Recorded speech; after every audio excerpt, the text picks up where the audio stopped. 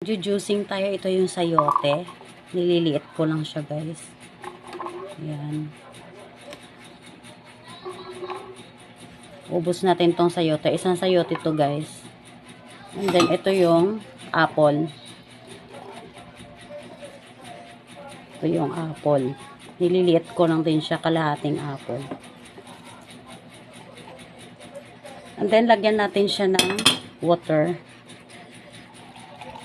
Kalahati. Kasi sealed na natin siya, guys.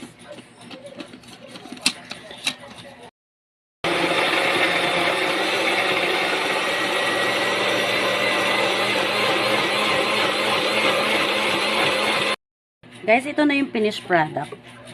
Yan. Juicing to, guys, ng apple at saka sayote. Pampababa ng dugo at saka anti-cancer siya, guys. Tikman.